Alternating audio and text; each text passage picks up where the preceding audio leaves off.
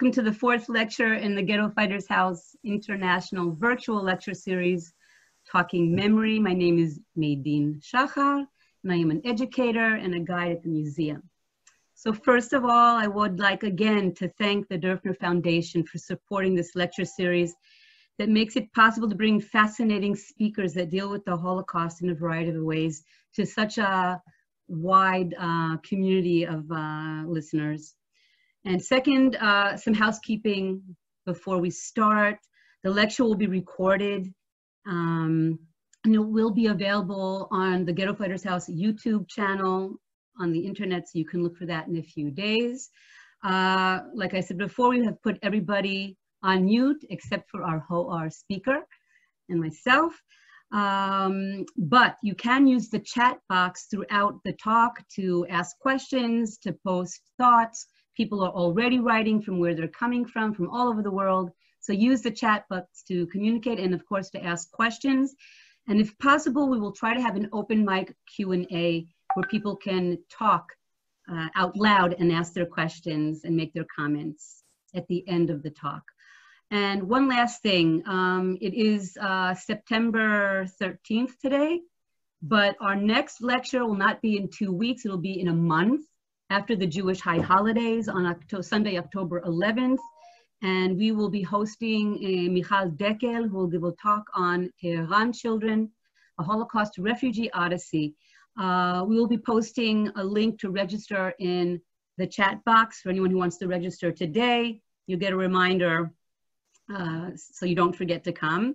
And finally, we are honored, truly honored to host Marisa Fox, who will give a talk on My Underground Mother, a daughter's epic search for her late mother's hidden Holocaust past.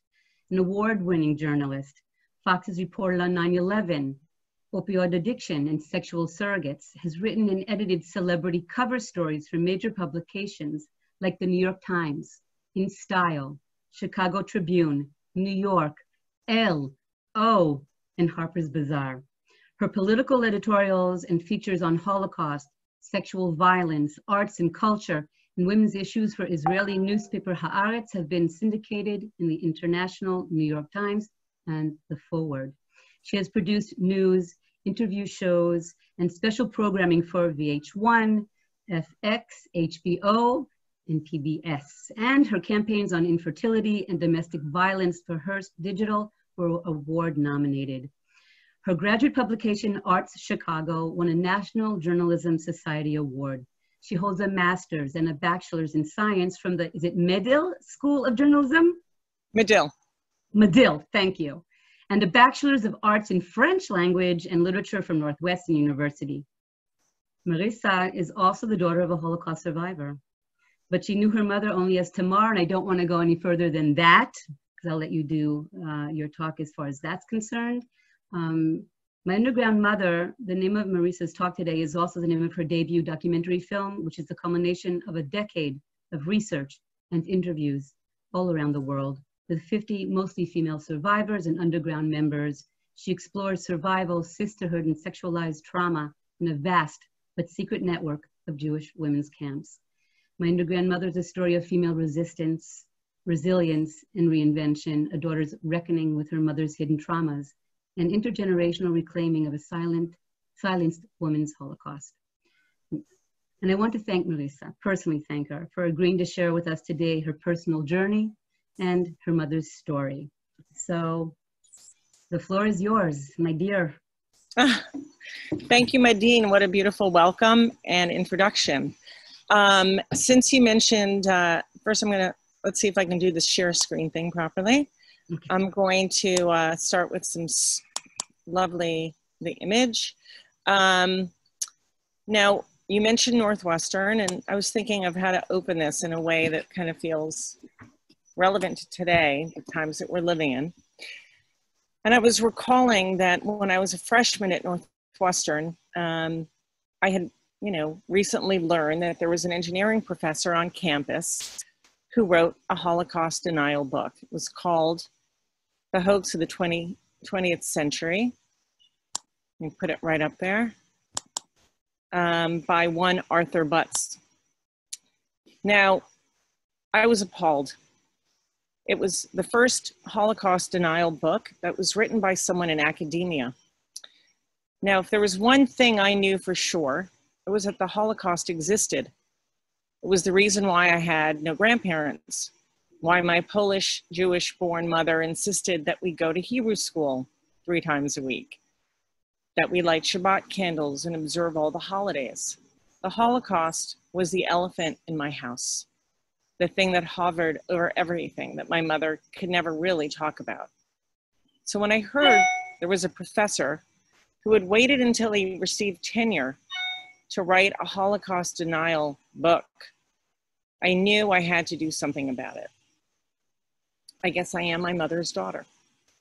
Now, this was the early 80s, a few years after the Nazis had threatened to march in Skokie. In Chicago, you know, where Northwestern is, it's technically in Evanston, Illinois, but close enough to Chicago, I had learned there was a burgeoning Nazi scene.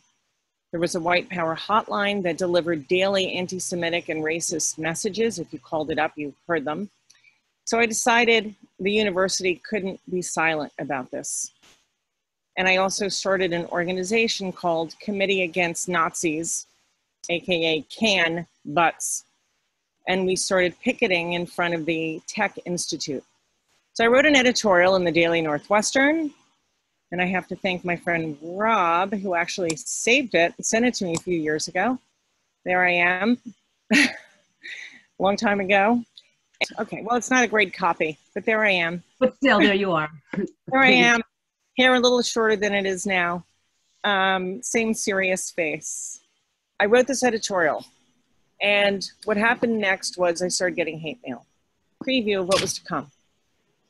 One of the letters was from, it arrived to my dorm room, not to the Daily Northwestern office, and it was in some weird manila envelope with an address I didn't recognize, return address I didn't recognize, and it was from David Duke, the Grand Wizard of KKK. I stupidly told my mother, whose response shocked me. She said, "This is what we're going to do. We're going to move you back to New York. You'll transfer to a college here, and we're going to change your name." You know what? Do you hear me? Yes. Okay, sorry about that. She said, "We're going to change your name." I refused. If anything, I grew more determined to raise the stink over butts. But the words, "change your name," would come back to haunt me 30 years later, and some 20 years after my mother died, when I learned that she had a hidden identity and that the name I knew her by, Tamar, was just an alias. So before we go forward, let's go back. Now let's see if I can try to get this PowerPoint back again. Give me 2 seconds. So this is me and my mother. I'm 2, sorry for the blurry image. I grew up in New York on the Upper West Side with a mother who was very proud of her years in the Israeli underground. She claimed that she was a freedom fighter and that though she was born in Poland, she had escaped World War II at the very beginning. She told me that she somehow lucked on a boat for children and that she never saw her mother again. Her father, she told me, had made Aliyah, but everyone was killed in Auschwitz. And one thing she often said was, "I was never a victim. I was a freedom fighter." She would boast of smuggling bombs past the British, of being in an all-male combat unit, sort of branding herself as like a Mulan, jumping out of airplanes, hitchhiking on the back of Begin's motorcycle, crazy stories. And yes, we totally did not see eye to eye politically. But more than anything, I sensed that my mother was holding back on a lot of secrets. The woman before me didn't know how to drive a car. So the thought of her hopping on motorcycles and jumping out of airplanes seemed a little far-fetched. And also her dates didn't add up. She claimed she was born in 1935, so how could she be this, you know, top-ranking person in the Israeli army? She would have been 13. She did tell me that she was born in the town of Dąbrowa Górnicza in 1935. Let me get you a slide. Dąbrowa Górnicza, she said, was in Schmeltz, or Upper Silesia. She claimed that it was a small town, that, sorry, I need to get to PowerPoint, that it was, shouldn't really say much about it, honestly. It was sort of like this closed book. She came from Poland, it was over there. I'm Israeli, I'm a freedom fighter. Too much blood on the soil in Poland. They're the most anti-Semitic people. I'm never going to go back there. Before she died, though, she did make me swear that I would go, or promise her that I would go to Poland one day and grieve for her mother, because she said, even though she died in Auschwitz, she never had a place to mourn for her. So if you look at this map over here, Dąbrowa Górnicza is right over here. Sosnowiec, which is the town where my great-grandparents had a big store, had a big business, is right over here. It's next to Katowice, so by the German border. A lot of people spoke Polish and German, and it was a very different life. It was industrial than Jews in Galicia, more to the west.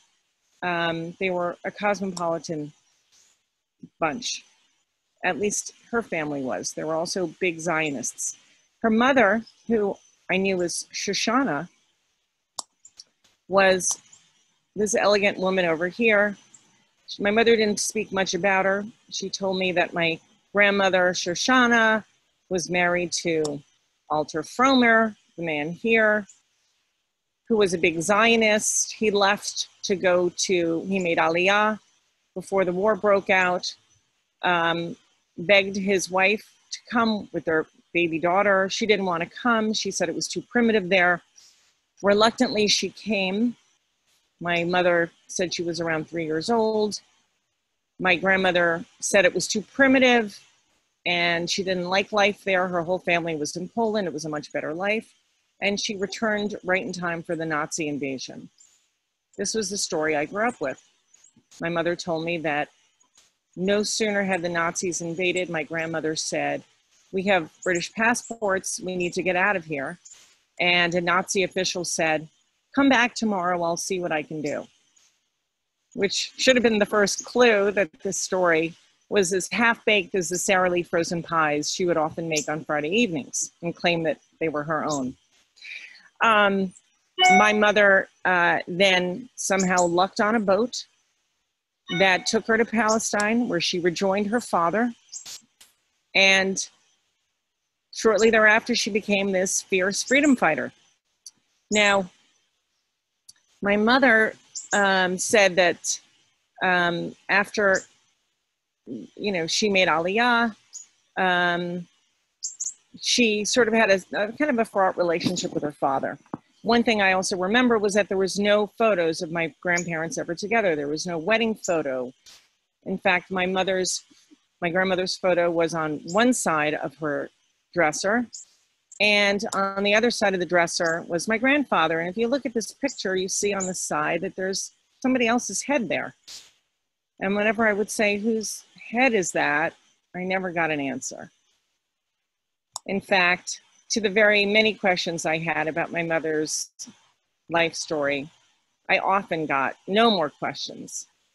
So I honestly think that my mother's opacity was the thing that drove me into journalism. I wanted a field where I could ask questions that was predicated on questions and that was predicated on evidence. So I guess I wasn't all that surprised, though it did catch me off guard, when about 30 years later, after that Northwestern incident, I found out that my mother had a hidden identity. It turned out my great aunt, who was about 100 years old at the time, began telling me the story about how she met my mother. And though she realized what she was about to divulge, a generations old family secret, I refused to leave until she did tell me the truth. And out came the story that my mother was a love child, that my grandmother had been married to somebody else, and that my grandfather with some single guy that she met, had an affair with, but she had no idea what my grandmother's husband's name was. And so here I was. And I suddenly realized I was a mother. I had 3 kids at this point. In fact, I named my oldest, his Hebrew name is Tamir, after my mother's Tamar. And I thought, oh my God, I'm predicating this lie.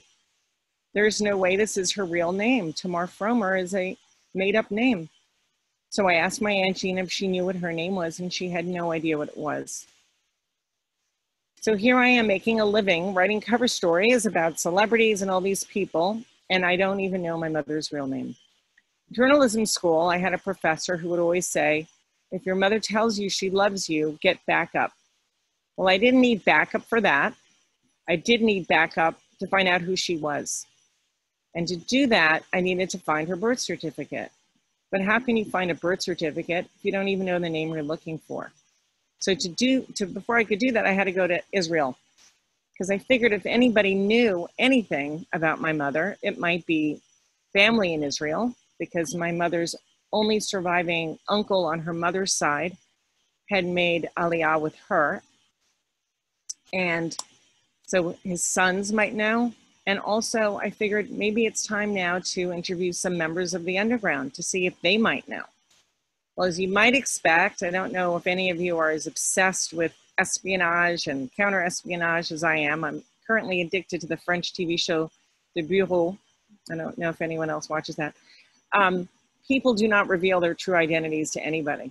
So going through all the different members of the underground group she was in, I got no response. Finally, my cousin Yuda in Israel told me that he remembered hearing people calling her Hella.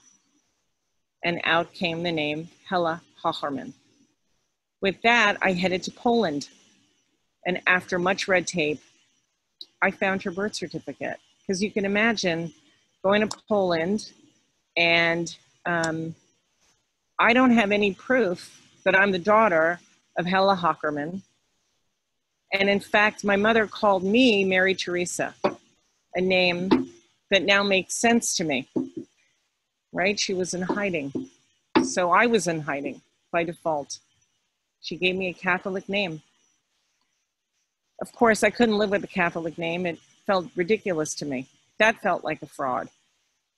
We had an Italian babysitter when I was little, and she came up with Marisa, and it stuck. So anyway, this is my mother's birth certificate, and on it you see the name Shimon Hocherman. So my grandmother's husband's name was Shimon. Now, as I'm sitting there in the office, the clerk says, oh, well, first she tells me that, reads to me what it says, and it says that Shimon Hocherman came to City Hall, to announce the birth of his daughter, but that he's not going to sign the birth certificate because he can't write. And I thought, that's odd. These were all arranged marriages. My great-grandparents would never have married their prized oldest daughter to somebody who couldn't read or write. And I knew that he had been, and then I found out that he was a businessman, so there was something fishy about that. 2 seconds later, she brings me the marriage certificate. Marriage certificate, he signed his name. So I knew that was a lie. And then she said, oh, do you want his death certificate? And I said, oh, sure. She said, do you want your grandfather's death certificate? And I said, sure. And to my shock, I found out he died 2 to 3 weeks after my mother was born. And there was no reason given. So I kind of had this weird mystery on my hand. And I thought I was going to go to Poland, find my mother's birth certificate, and start something simple. Maybe that would be my last trip back, my last trip to Poland. And it was far from that. That first trip sort of set off what turned into almost a decade of research and interviewing people. The next step, of course, was the other big piece of this was finding out that my mother was 9 years older than she claimed. Remember, she said she was born in 1935. Well, she was actually born in 1926. So that totally made sense now that she would be in the Israeli army, when she was like 19 years old. 20. Now, the other piece of it was, so if she was 9 years older than she claimed, then she most definitely was in the Holocaust. She would always say, I wasn't in the Holocaust. I was never a victim. I wasn't in the Holocaust. So how do you find out whether she was in the Holocaust? I'd heard that the Red Cross had kept lists of every single inmate of every camp. It was stored through the ITS, or the International Tracing Service, which is now known as the Arlson Archives. I was also told when I returned to the States after that first trip to Poland 10 years ago to contact genealogists who helped me, in fact, find, not only recreate my family tree, but also discover the name of, that my mother was in a camp. Arlson Archives revealed that my mother was in a camp called Gabbersdorf. They found her name. As you see, this is Bundesarchiv, the German military archive. My mother was Hackermann. She was in a camp called Gabbersdorf. I was shocked. The other shocking thing was that she was taken when she was 14 years old. Imagine that. 14 years old, liberated 5 years later. From January 1941, very, very early on in the war, when you think about it, the Nazis invaded Poland September 1939, and January 41, Auschwitz wasn't built yet. And then all of a sudden, she's there, the last camp liberated, May 9th, 1945. Her entire teenage years were spent under Nazi imprisonment and brutality. I began to think back at my high school years when I felt our relationship began to fray. And this made me all the sadder that she had kept such a deep, dark secret from me, from my brothers, from my father this entire time. Why did she feel the need to shoulder such a big burden on her own? Now, I was also shocked to learn that there was women's camps. I'd heard of Ravensbrück. I didn't know much about it. It's a German camp that is not for Jewish women. At least it wasn't when it began. It was a camp, unlike Gabbersdorf. This is Gabbersdorf. I started looking for Gabbersdorf. Now, this looks like a pretty picture, right? Like you have no idea from this picture that there's anything wrong. It looks like a nice bucolic mountain scene, right? But in fact, it was far from that. Gabbersdorf was part of a large network of slave labor camps called Organization Schmeltz, named after SS Obercommander Albert Schmeltz, a former head of the Gestapo from Wrocław, Poland, who helped devise a way to turn the formerly Jewish-owned factories, as well as non-Jewish factories, into, factories that would empower the Wehrmacht, the German military. With a war on their hands, the Germans needed war goods, from uniforms to munitions. And Gabbersdorf was a textile mill. It was formerly, a Jewish-owned textile mill, and it was in the town of Trutnov, which the Nazis renamed Trautenau, Sudetenland. And in the archives of the Czech State Archives in Trutnov, we were able to find a Nazi blueprint for the camp. You see the Nazi stamp. And this was dated 1942 when they started to come up with a blueprint for the expansion of the camp. Now this is Albert Schmeltz.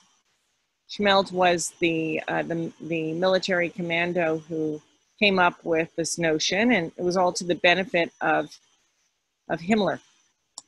Himmler, who sort of ruled over what was known as Zone 8, this area that was Silesia and Sudetenland.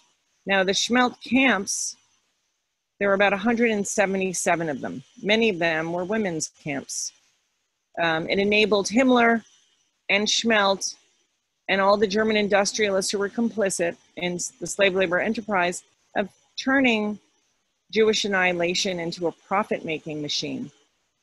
Now I'm going to play you a little clip from my film about where you see where we go to Gabbersdorf, this area, and we go into the archives. And shortly thereafter, I also started finding survivors from the camp. There was very little written about the camp, and so I knew this was a story I had to start uncovering through oral testimonies, through finding people who might be able to tell me something about this chapter that my mother had erased.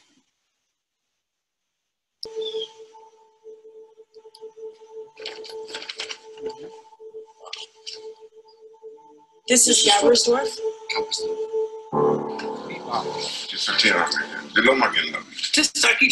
This is her number. Wow. He wears a Magen David around his neck with his mother's number from Gabbersdorf. זה מה שאחריי יהיה. דוב, לדוב, אחרי הילד שלו יקבל את זה.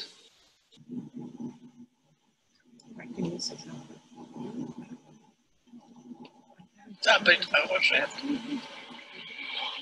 כן. Here it is. זה הכלב. זה תרבק ממך.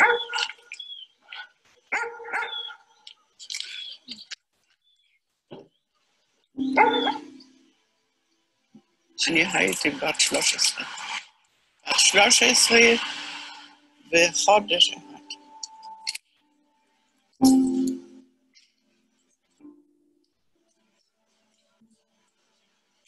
או אלפיים שנה. באיזה משהו נכון. כן. אם היא הייתה. Okay, I'm going to stop it there because that gets into a whole other can of worms. So the experiences of, I found Sarah, okay, she was one of the first survivors that I found. And I just want to say a few things about this, the oral history, the finding the survivors, the experiences of survivors of Jewish women's forced labor, I realized, is one of the last remaining secrets of the Holocaust. It's a topic that's largely been ignored in the 75 years since the end of World War II. These women were abducted, they were arrested, they were detained, they were sold as slaves and smuggled early on in the war into this under-the-radar network of nameless forced labor camps, tens of thousands of ordinary Jewish girls. They forged, as Yad Vashem historian Bella Guterman titled her book, A Narrow Bridge to Life. Their families languished in ghettos and were slaughtered in Auschwitz. And they were siphoned miles and miles away in a remote location. They were fed just enough to withstand grueling 12-hour shifts, sometimes double shifts, in these factories that fueled the German military. Their forearms were free of tattoos, their heads were unshaven, and they were clad in their own tattered clothes instead of the striped uniforms that we associate with Holocaust survivors. These unmarked women slipped through history's cracks. Their experiences countered the Auschwitz narrative that became representative of the Holocaust, and that is perpetuated by historians who focus solely on the systemized killing of the final solution instead of the mechanisms that led up to it. So how was I to find more survivors? Well, through one of the genealogists who helped me, and I'm going to say hi to him right now, Jeff Simbler. He's in the chat box, I see. And it turned out his cousin, or his father's sister, was one of the women who was in Gabbersdorf.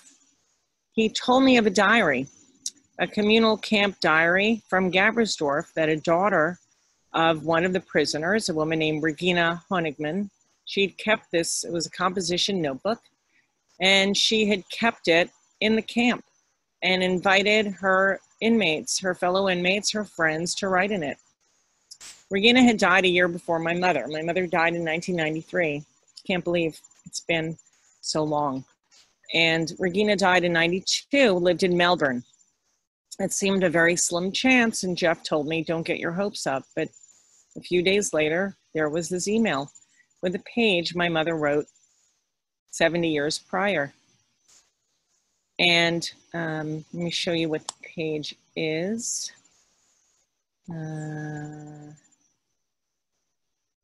Hold Well, I'm going to show you the cover of the book. Do you see it, or am I not sharing the screen? You're not sharing. Okay, well, you know what? I'm going to probably just play here. Let me share the screen. This is the book. Do you see it now? Do you see it? Yeah? Yes, we can see it. Okay. Okay, so this is the book. Now, the girls wrote, here's the Haggadah. I think some of you might have heard about this Haggadah. It got some play a few years ago. To me, this book is a beautiful example of writing as a form of resistance. And that one thing my mother said, which was, I was never a victim, was true.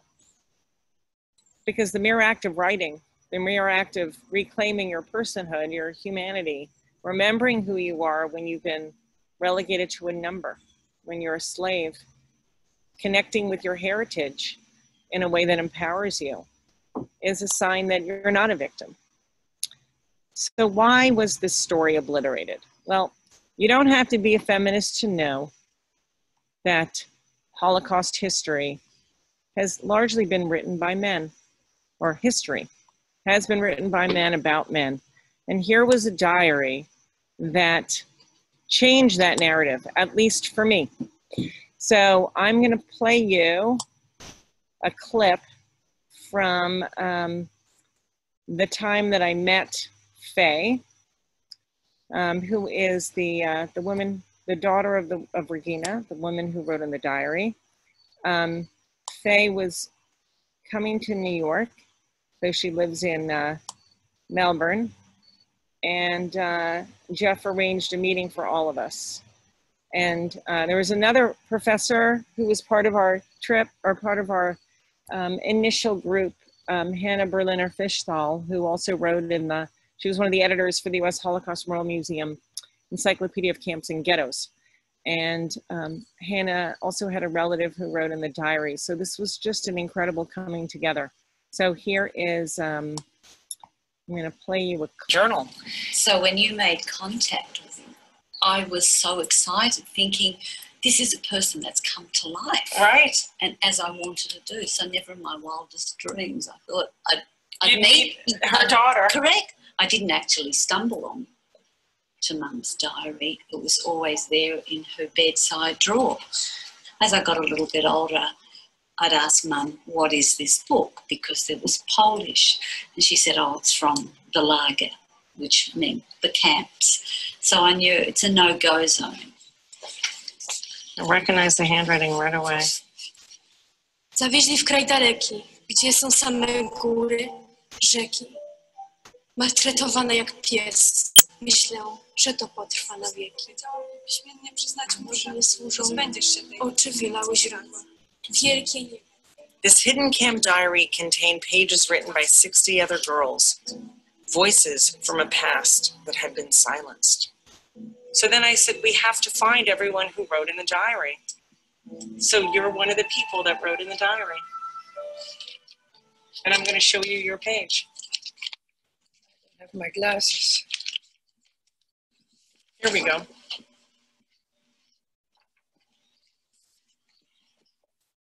Reden is silver and schweigen is gold. Talking is silver and schweigen is gold. And if you don't talk, it's gold. It's just we lived in a world, and there was another world out there behind the barbed wire. Okay. So what was that world beyond the barbed wire? And why hadn't we heard anything about it? So getting back to this notion that history is his story, not her story, it wasn't until 1983 that the first Women's Holocaust Symposium was organized by a woman named Joan Ringelheim. And it was a real watershed moment that inspired historians to explore such taboo topics as sexual violence, as well as the notion that rape wasn't a byproduct of war, but a tool of genocide. Now we kind of take it for granted, but back then it wasn't at all. It was a crazy notion. As I began to dig into the question of why I hadn't heard of this history, I began to realize that the very notion of a women's camp, in fact, was interwoven with Nazi ideology about racial purity, about separating women, or as, Latina Grossman, who's on this chat, has written brilliant books about Nazi ideology, about gender, as has Bjorn Krondorfer, who's on this call too, who just wrote a book about masculinities and the hypermasculinity that's embedded in Nazi ideology. Another one of my academic advisors, Elisa von Joden-Forget, writes about life force atrocities, which sort of explains why there would be something like a women's camp. You know, as we were learning about, whereas we're connecting the Holocaust to genocides in Bosnia and Rwanda, you know, she wrote about how life force atrocities, which are directed against women, of a targeted group, in this case Jews, they were intended to break up families and to prevent procreation. So, of course, that is what happens when you take the most fertile of a group and you siphon them away to a remote location. It's considered a soft form of genocide. So the Schmeltz women's camps were examples of that, whether there was any sexual violence that occurred or didn't. But as I began to interview more and more women, I realized just how much sexual violence was part of the fabric of the women's camps. Now, before I play you another clip, I want to go back to the PowerPoint for a second and just show you a few images of women, because I think there's like a real sense that, well, women's camps, they didn't really suffer. And I think that that couldn't be further from the truth. Hold on just a second. Perhaps not in the ways that we understand it now, but okay, you know what? I am having a hard time, so I'm going to go back to, here we go. Sorry about this. Okay, so let me show you some images. Images that I found of women. So these are Hungarian women. These are Hungarian women arriving at Auschwitz in their clothes.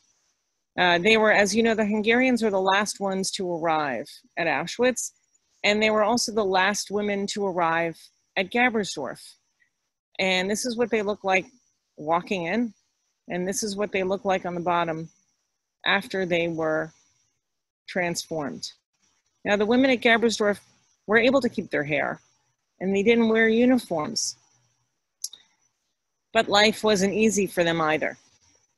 And when you look at a picture like this, so this was taken towards the end of the war, women were told to dig ditches to offset the oncoming Russian tanks. Work had dried up in the factories, and they were told to go out with barely, you know, the proper shovels. I don't know exactly where this was taken, but it is an example of some of the way these women were treated. There's another image I found of, you know, what was it like inside the factory. Now, once again, I don't have a year for this, but the spinning factories, which is where my mother and the Gabbersdorf women worked, this was one of the floors, okay? So picture you're a 14-year-old girl, you know very little about, you know, you've never worked in a factory before, and suddenly you're there, you're malnourished, you're going on a kilo of bread, you know, and that has to last a long time, and you're having, you know, there are industrial accidents that happen, they're moving fast, and if you don't make the thread properly, which is what they made, you're accused of sabotage and you're beaten. But more than that, there were things that happened at the camp that involved sexual humiliation, nudity, forced inspections. And if you don't think being stripped in front of a bunch of men is embarrassing, I want you to take a look at these women over here. Look at how young they are. Now, these women were wearing uniforms, so they were not the women from the Schmeltz camps. This was, in fact, an image that was used on the cover of Bella Guterman's book. And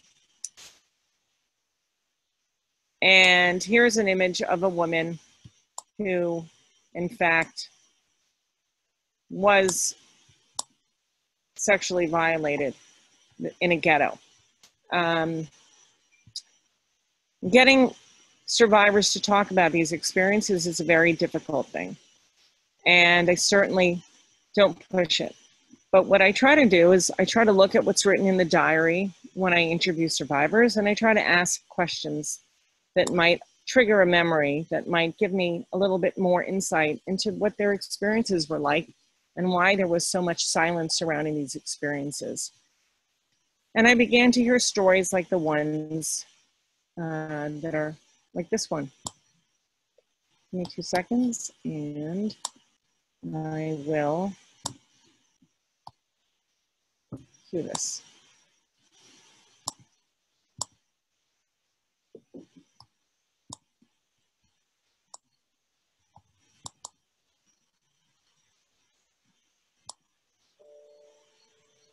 Remember one day the SS came and we were told to get undressed completely, and I made a circle with the chalk, And all the naked girls have to march about around them to show the body. But they touch us. They, oh, that too, hand up and like this. That they did.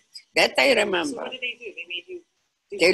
They look at you, wow, they look to them. And I'm telling you, they say here and here, but you didn't know what means here and what means here. Later you know that they let you go, and the other one they took it. They have a good time. Then they were playing music and drunk, and they have the day of their life. But happen things like that, they beat you up, right? But it happened that you have to march in like one by one, naked. Think about it. But your mother never talked to you about it? Yeah. So it's possible then that maybe my mother also had something to hide. Did she? I don't know. But I mean, who told you, the other girls, they'll tell you something about your mother? The war was... Okay.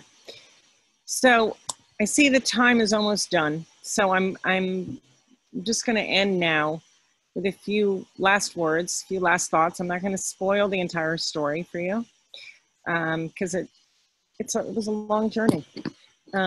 Clearly, shame is embedded in the silence or the silencing of this story. Shame that was foisted on survivors, not just women survivors. And it killed me to think that my mother carried such a heavy burden on her own for the rest of her life. You know, you usually think about being in hiding as something that happened during the Holocaust, not after the Holocaust. One of the most beautiful aspects of this journey has been meeting these women who became like second mothers to me, and also their daughters like Faye. I see Hannah Breshard is on, and she's a new friend. Zelda, who has beautifully shared with me her mother's phone book and helped me make connections. Adele Winter in Australia, and of course Faye and her sister Esther. There are so many daughters who were instrumental in helping me connect these diaries. And as I began to talk to these women, I realized that even though we live far across the world, they're in Australia, all over the United States, Canada, Israel, everywhere. There were a few things that we shared in common, which is this intergenerational silence. And it's a big toll. For us growing up, the field of epigenetics, which is this intergenerational piece of trauma, has focused on how the traumatic experiences of a parent can be passed down genetically to their children. Recent studies, being conducted at Mount Sinai in New York and in Israel. And I kind of look back at my own childhood, with different eyes now. And I think one thing that we all share, me and the other daughters, is that our mothers sort of had a very fraught relationship with their bodies to a certain extent. And that on top of things like separation anxiety, we also inherited this awkwardness. Our mothers couldn't talk to us about things like periods. I think because as I began to interview these women, they all stopped getting their periods at the camp because they were all amenorrheic. And there were many other awkward moments as we all came of age. You know, there's a lot about the mother-daughter relationship that's in my film, and that's certainly an evergreen when you think about film, the mother-daughter relationship. Well, you can imagine when there's such a big silence, and when your formative years of learning love and sexuality are forged in a Nazi camp, how that might impact how you talk about it or not talk about it. And I guess this brings us to the present. I think about the time when I was writing about Butts, who, by the way, is still at Northwestern. And I think about how things have gotten even worse. Things come in cycles. And we're at a very scary spike right now in terms of fascism, in terms of Nazism, in terms of Holocaust denial. And it's a global Holocaust denial. So through these candid conversations, I've learned something about myself, but I also feel that it's a very important time to speak up and to let these voices be heard. Because the Holocaust didn't start with Auschwitz, and it didn't start with the final solution. It started with these smaller camps that no one seems to know anything about. And one thing my brilliant advisors have taught me, and one of them also is Minaz Afridi, who I see is on, is that patterns of sexual violence, of separating girls, these are the early signs of genocide. And I think we see them around our world. We see them in Africa. We see them in the Middle East. And I think we see them here at our own border. So with that, I'm going to stop. I'm going to thank you all for coming. And if you have any questions, feel free to ask them. And I'm hoping to finish this film in the next 12 months. It's, as you know, it's been a long haul, not only finding the women and finding the evidence and going back into archives and re-listening to interviews and re-listening to what's said and what's not said, but finding the funds, editing, putting it all together. And thank you so much for your support. And if you're able to give, I think Medina is going to put a donation link in the chat or wherever. And with that, I'm done. Thank you so much.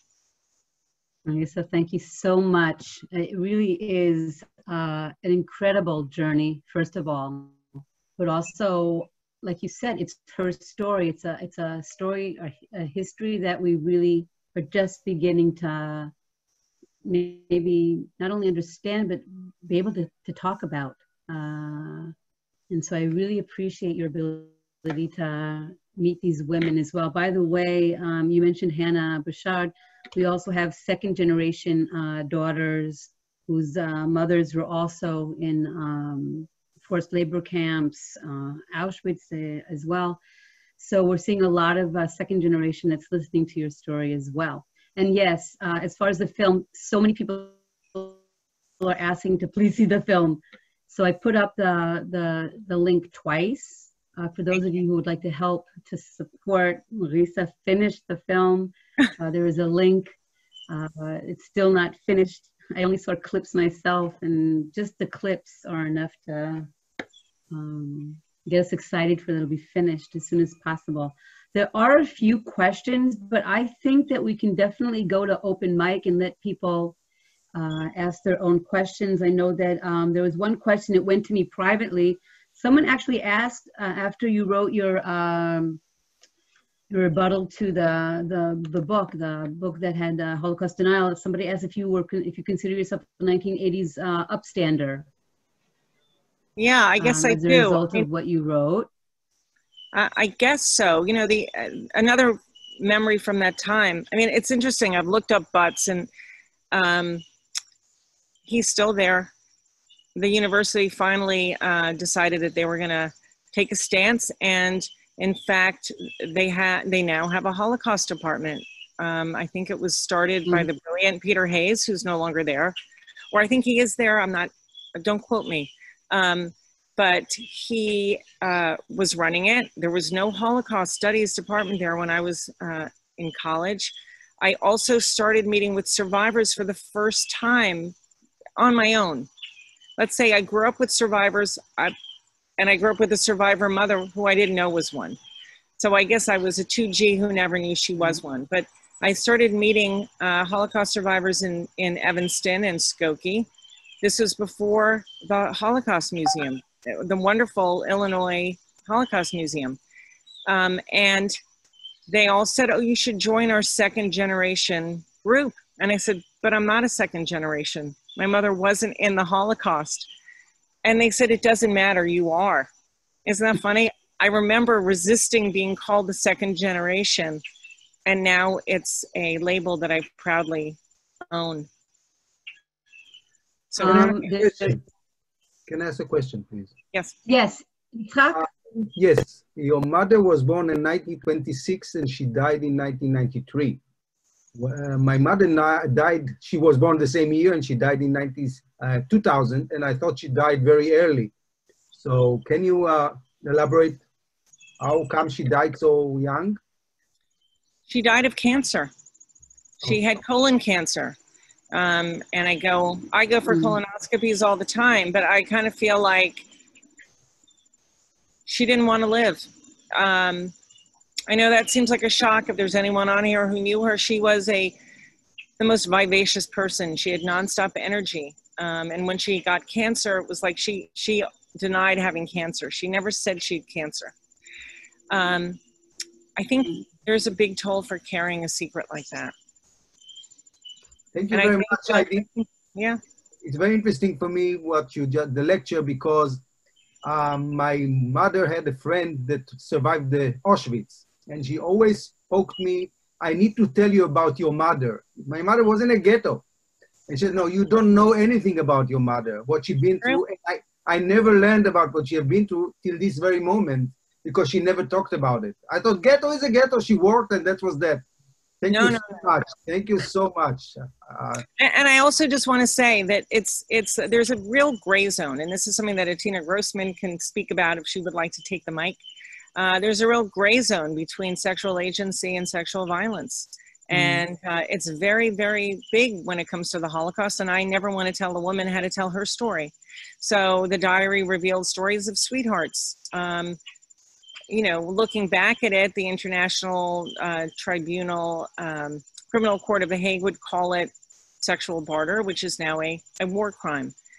But to some women, it was sexual agency, and it made them feel empowered. And if that's how they felt, more power to them, and I'm not going to change their narrative. So there is a gray zone. There is a real gray zone. You said there were hundreds or so camps like that. Czestochowa was one of them? Czestochowa had Chasag 1 and 2. And in fact, I found a cousin of my mother's in Melbourne. And he and his wife met in Chasag. Okay. Yeah. Thank you. Sure. Thank you, Yitzhak. By the way, someone wrote here, I just lost it, sorry, that there was a play that was put on in Poland. One of the women, one of the girls from Gabersdorf. Yes, it's me. Yes, I wrote it. Yes. Yes. You know each other? No, I think we don't know each other, but some time ago, sorry for my English because I'm from Poland, so English is not my native language. Some time ago, I wrote you about and asked a question about Genia Ryba. It was a girl from my family town in Rybnik. It's not far away from Dąbrowa Górnicza and from Sosnowiec. It's a long story because I'm not a Jew, but I do a lot of things for Jews from my family town. And one day I found on the Yad Vashem one picture of one girl, beautiful, really beautiful girl. Of course, it was a page of testimony that she was killed in Auschwitz. and her name was, I don't know, Shaindla Riba. So I tried to do something for that girl. And also I wrote on the Jewish gene that I'm looking for anybody from Riba family. After a few years, somebody wrote me a letter, an email, that he is from Riba family. And I started to correspond with that man. He's in Israel now. And he wrote me that his mom was Shaindla's sister, and his mom was in one of the camps. He didn't know in what camp. He didn't know nothing because his mom died when she was 42 because of cancer. So I started to, look in the internet, and I found that his mom, Genia Riba, she was Golda, Jewish name, but in Poland she was Genia. She was in Gabbersdorf. So I tried, yes, really. So I tried to find anything about Gabbersdorf about 4 years ago, and I wrote you through Facebook. And you, Marisa, sent me a small information that Genia was really in Gabbersdorf. She was born in 1930. So when she came to Gabbersdorf, she was, I think, 13, something like 13 years old. And she survived, she survived. After the war, she came back to Poland, and later she tried to leave Poland. She left Poland. She was on exodus. And that was the story. And she died in Israel when she was very young. She was 42 or 43. And so, but it was the end, yes. But for me, it was not enough. So I tried to convince my friend. She's an amateur director of very small theater, really very small theater. And I gave her the story about two girls, one who survived in Gabbersdorf, and the second, her sister, who died in Auschwitz because she was killed because she was younger. So she was not taken to Gabbersdorf because she was 2 years younger. And the rest of the family also were killed in Auschwitz. Just Genia survived. And they did a very, very, really wonderful small theater with amateur actors. 2 teenagers played 2 girls, and I will send you later the link to this film on YouTube, because of course it's in Polish. But the Gabbersdorf as a place was because there was no money for the theater, like you don't have money for your film, it's just amateurs, actors, nobody's professional. So they did a small theater, about 30 minutes. It's a story about 2 girls in Rybnik, then taken to Ghetto in Sosnowiec.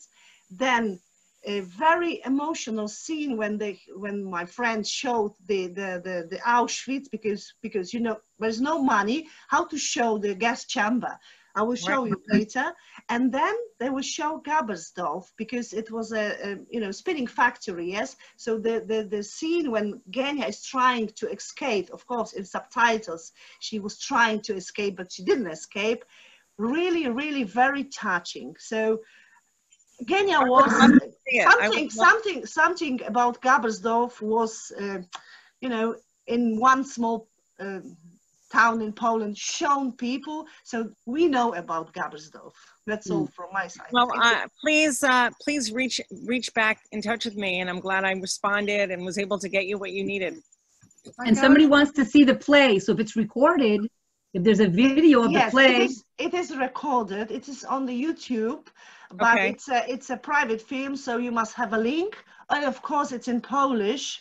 And of course, the man who had the camera was not very close to the scene, so it is not very good film. But it's the whole video, yes, about 30 minutes about Genia and about her sister Shaindla from Rybnik. Can I ask you? Thank you so much. Can I ask you, Magosia? Did you work with Leora Tech? Leora Tech? Yes. I saw such good friend. I'm good friends with Leora. Oh, thank you. That's nice. I know Leora Tech too, and I'm trying to remember. Did she do a play that came to New York? Right, Leora Tech. She was in Rybnik shortly before pandemic, before COVID. Yes, she was in my town. Yes. Oh, so Leora Tech does work in Poland.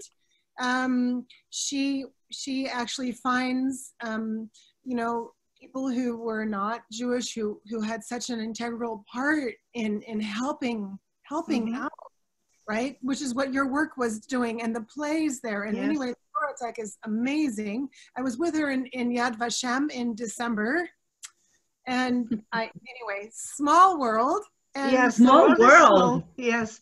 And please, I want you both to be in touch with me. And also I'm seeing Paula Draper. Please reach out to me. You and I we need a phone call, a long one. And I'm just thinking that Chuck Fishman is also writing. I was wondering if there was a connection to the Brodska Gate play. Okay, there is a connection. Okay, so we have to find out about Lior. Okay. Did Lior do play about, I think I wrote about it for Haaretz. It was the one that was performed at John Jay Criminal. It's also about, it was about women in Poland during the Holocaust. Also about, I know the name. Okay. Your mother was a survivor. Her book is her book is about her mother. And it's very publicized. It's very big at Yad Vashem. Okay. Can you write it in the chat box so we can have the name for whoever's interested? Great. Okay. Is there anybody else that wants to make a comment, ask a question? I just see Natalia Alexian is on, and she's also been a huge help to me. And she wanted to point out that the picture that I showed of the naked woman who was violated is not from the ghetto. It was taken in Lvov in June 1941, right after the Germans marched in. Thank you, Natalia. Okay, is there anybody else who would like to ask a question, make a comment? You can open your mics. You're all quiet, so nice, but you can unmute yourselves. I wish I could read. All right, I'm unmuted. One moment, Yitzhak. Yes, who was saying something? I just want to. This is my mother, Bluma Heller. She was in 2 Hasag camps, Czestochowa and Skrzysko. She was saved by her sister who was with her when she had typhus, because if you didn't go to work, they took you out and shot you. And she couldn't walk, so my aunt dragged her through the gate and put her in a corner somehow. It's amazing. It is. She would have been shot. A miracle. Every survival story is a miracle, from what I've learned from survivors. That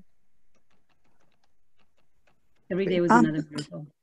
A few years ago at Temple Emmanuel in New York was on Yom HaShoah, and somebody in one of the survivor groups, Second Generation in New Jersey, I guess, got me a ticket. And there was a woman who lit a candle, electric candle, and they said she was from Skorzyszki Kamiena. So I went up afterwards, I was very excited. And I said, let me take a picture of all of you. Of course, she was like 95, was not going to remember my mother. But one of you women used the word Hasag. Hasag was the name of the factory. My parents were at Skorzyszko Kamiena. And when I went to the 70th anniversary of the Holocaust Museum at 3 stories of the Hilton in New York, I signed up. My daughter was then postdoc at NYU. She came there later. And it was an amazing event where people brought in documents, people brought in things to donate to the Holocaust Museum, which a lot of people don't realize is on the Washington Mall, supported by private money. And when I went up there, they said, where were you born? I said, Stuttgart. And I said, I didn't find out till 2005, when I was almost 57, that I was born in a displaced persons camp. I just thought I was born in a city, It's a long time not to find out. So I said to the guy, I'm a second generation survivor. And he said, he was one of the people from the museum, no, you're not. You're first generation. I said, I am not. Excuse me. I was not in concentration camp. My parents were for 5 years. My sister was born in the camps conceived on Liberation Day. And, he said, well, you're borderline. We consider you first generation. And Chuck Schumer spoke. They said, I can't believe the number, that there were something like 40,000 camps throughout Europe that now they see with the radiology of the ashes. And somebody typed up there, let's not bring politics into this. And sometimes I get overly involved. My sister, her anniversary for passing 17 years ago. She was a psychiatric social worker who became paraplegic later in life. And I write about her. It was like a eulogy because we expected 20 people during the SARS epidemic, which is the type of Ebola coronavirus, 10 people from Canada. So Canada admitted refugees, but in 1949, less than 1,000 were admitted to New York. I was one of them, 6 months old, asylum laws, which are legal. So to say, which people have written to me and said to me, and I get upset, don't denigrate the memory of the Holocaust by talking about the borders with, I say they're concentration camps in America. I'm not denigrating any memory of the Holocaust. I say that we have to use our history to stop what's happening now, that you can't separate it. You can't. And my mother never described what happened. She had a high up job with no numbers. She cleaned offices for Hermann Goering, whose brother saved Jews and was with Sesha, Wolf's mother, one of her best friends. And my father was someplace else because living testimony, we're losing our chance now for living testimony. Wolfie, we called them Wolfie, they went to Canada. They drove over the border to Buffalo to become Americans. Like that woman who testified, and I forgot her name, went to Canada, testified during the impeachment hearings while Trump was writing, came to America 3 years old. The world now has been denying Holocausts for a long, long time. And what they used to call the Holocaust Center at Brookdale Community College, they changed the name. 2 H's, the Center for Change and Humanity and whatever it is. But people have donated photographs, and I'll cut to the chase. They've donated photographs to the library. They move the events. You know, it's a big, big community college. And you see pictures of Eisenhower and Patton. And Patton got the highest, whatever it is, Purple Heart. I don't know what kind of a medal. But now with videos, we find that Patton walked along the half-dead bodies, some of them living skeletons, on liberation, what supposedly FDR and nobody knew about, and said, look at them laying in their own excrement. They didn't give us toilets, okay? So I'm old already, not that old, not as old as my mother was, but I look like her. She lived till 88, maybe 93. And she managed to raise 3 halfway normal children, considering what she went through. But she always said, and this I remember, I had them in stitches in the camps. And I know what that means because she said it's better to laugh than cry. You know, I told that to Joan Rivers right in her ear because people couldn't accept from a woman the kind of raunchy humor. But Don Rickles, he's 93 and it's okay. Laughter, music, and what you showed, Marisa, the handwriting, the beautiful calligraphy, writing a diary, it keeps you sane. The Jewish people are people of the book, right? And many of the things that I have not been to the Holocaust Museum in Washington. I saw a show here and I've seen other things.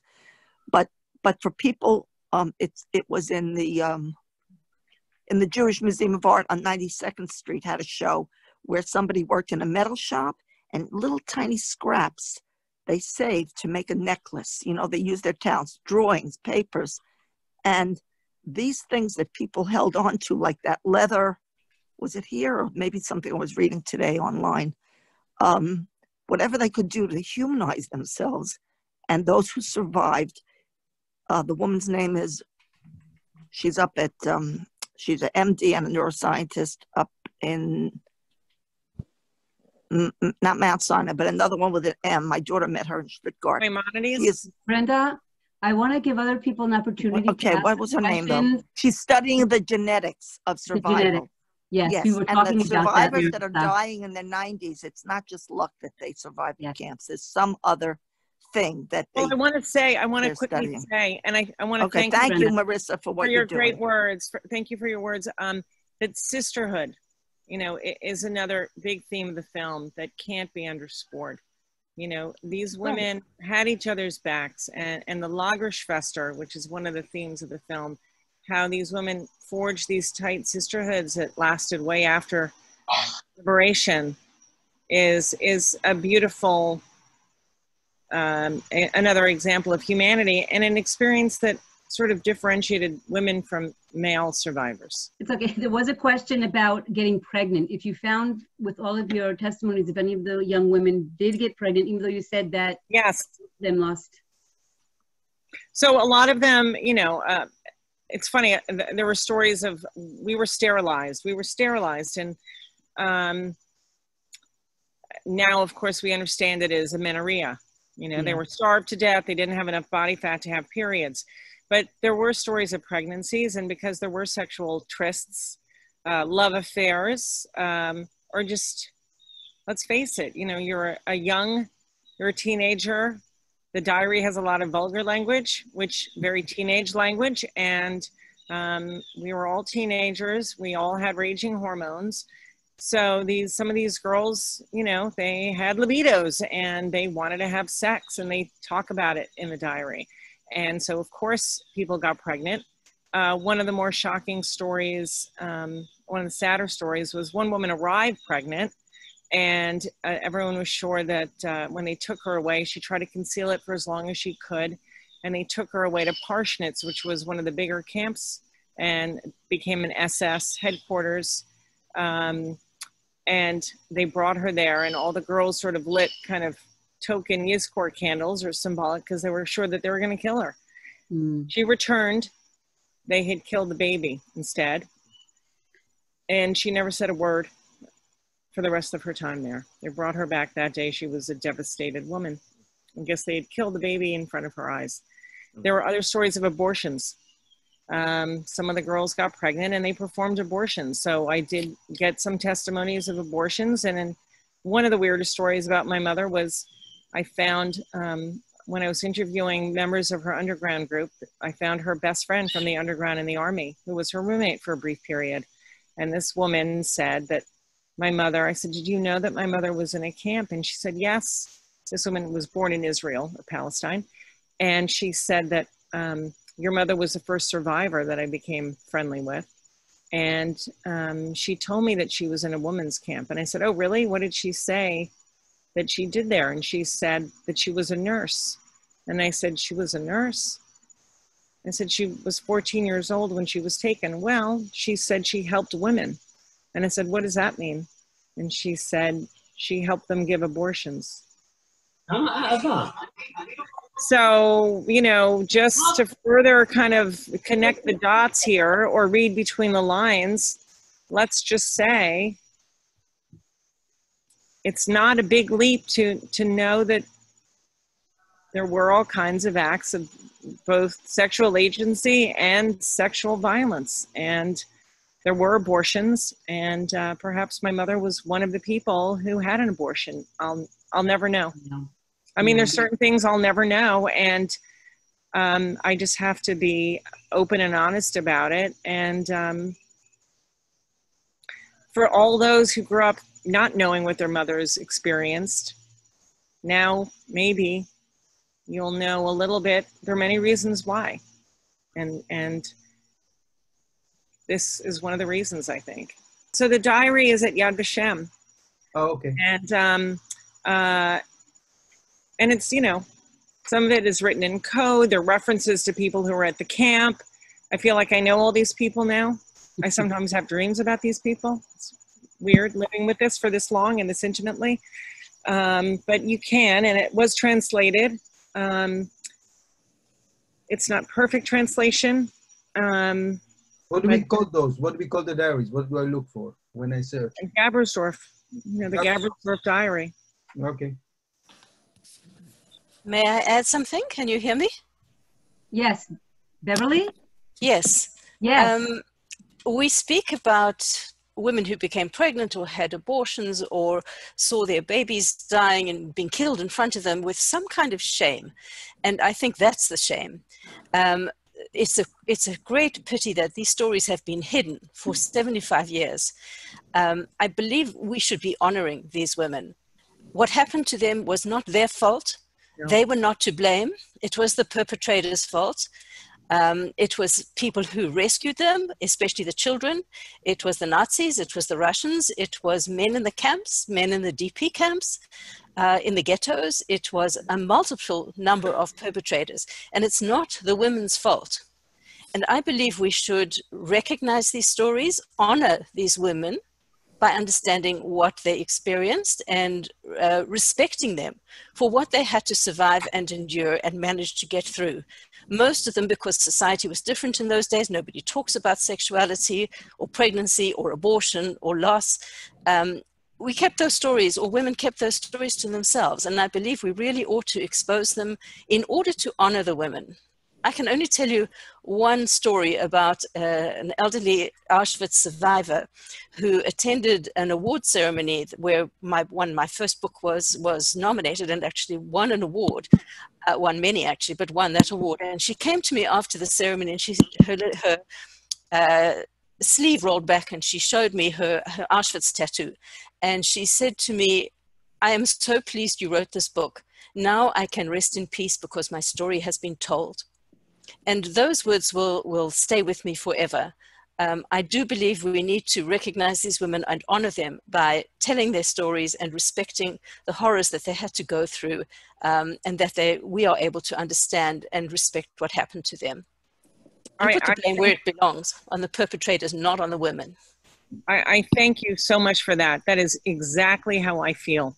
And I also wanted to let you know that a few years ago, I helped get a monument built in Chutnov, the town where there were not only my mother's camp, but 11 women's camps. And I brought survivors with me. And if I had more time, I'd play you a clip from the ceremony. One of the women that came with me was not from Gabersdorf, but Oberallstadt, a neighboring camp. And she became a pilot after the war. And just a fireball of a woman. She lives in Toronto. And she said that exact same thing. She said, now we can rest. And now for the women who are not here, finally, after all these years, we can rest. We feel the burden lifted. And I agree. What an honor to tell these stories. What an honor to let them tell their own stories. And if not now, when? Exactly. We have to do it now. Right. Maybe perhaps this woman was the same one because the award ceremony was in Toronto. I do not know. Gerda? Was it Gerda?